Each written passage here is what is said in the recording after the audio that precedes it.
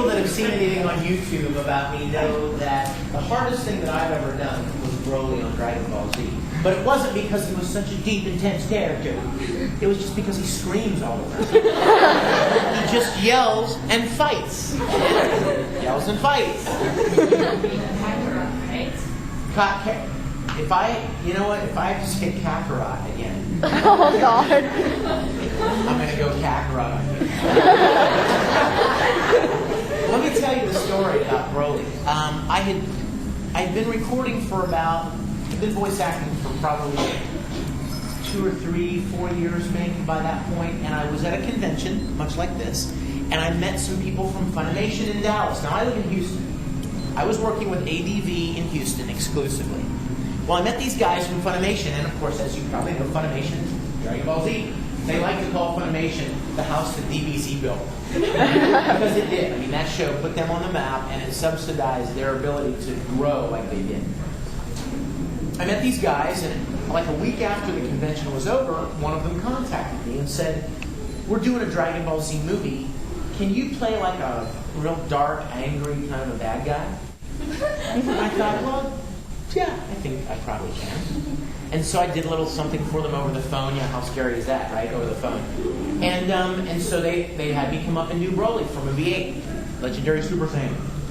And I mean, you guys, I had no idea what I was in for. I gained all new respect for the Dragon Ball Z cast. Because to scream and power up and fight for like 40 episodes in about 2 hours, my voice was gone. Whoa.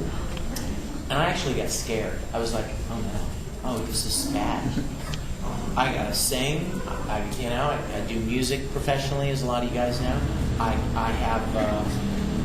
got recording sessions in Houston at ADV. They're not going to be real happy that I blew my voice out for Funimation, right? So I was really scared when I finished that first. In fact, got halfway through that movie 8. I had to go back up 2 weeks later to finish it. But at the end of that movie, I thought, well, thank you, Lord. At least he's dead. He comes back. He comes back. Now, why are you clapping? He comes back. You know, you're like, yeah, you're an idiot, Vic. Nobody dies in DBZ. Well, see, I didn't know that. So, a year later, movie 10. Movie 10. And I'm like, wait a minute, he's dead. They're like, no, he came back.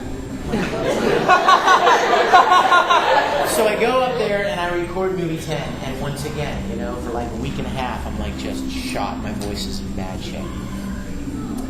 Then, but he gets blown up at the end of that one. So I'm like, okay, now he's totally dead. He's not mostly dead. He's completely dead. Movie 11, he comes back. What the Now hell? he's like a pile of jello.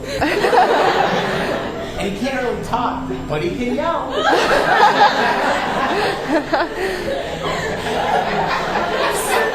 So then I finish with movie 11, and I'm like, all right, dude, don't lie to me. Come back again. Funimation's like, no, he's gone for good now. He's absolutely gone for good. He's not in any more movies. He's gone. I'm like, thank you, God. Thank you. I love you and will serve you forever. About, I don't know, a few months later, hey, Vic, there's this game called Budokai 3. Oh, God.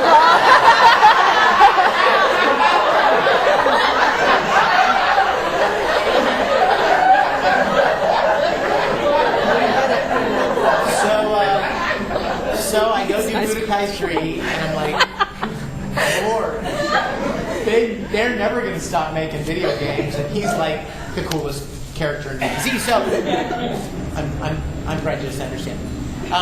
And sure enough, they just keep making them. I just did another one a month ago. There was Budokai 3, and then there was another Zen Budokai or Tango Budokai, or I don't know, Tightrope Budokai. I don't know. They just keep making them. And then they're like, DS games. Anyway, I don't know if you've seen this on YouTube or not, but this is the way the phone conversation goes when the studio that does the video games calls me to book me for another Broly video game. This is the way it goes. His name is Andrew, and he works at Okratron. He's the scheduler, and it goes like this. Boop, boop. Well, it's Okratron. All right, maybe I'll get some new show. Hello. Hey Vic, this is Andrew from Okratron. Oh hey Andrew, what's up? Dude, I'm sorry. That's how it goes. They apologize on the conversation because they know how much I just, oh God.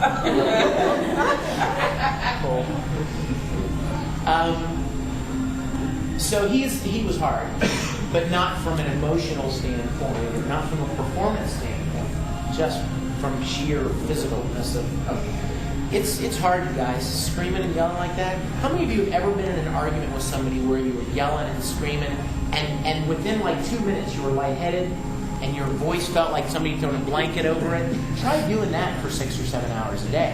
Yay! It's bad stuff. In fact, you know, how many of you know who Chris Sabat is? He played Armstrong in Yay! like Piccolo and those guys. You played Piccolo? Holy in shit. Dragon Ball Z. He has this real deep, amazing Armstrong. This real deep, amazing voice. He didn't used to have a voice like that. That's from Dragon Ball Z. Question.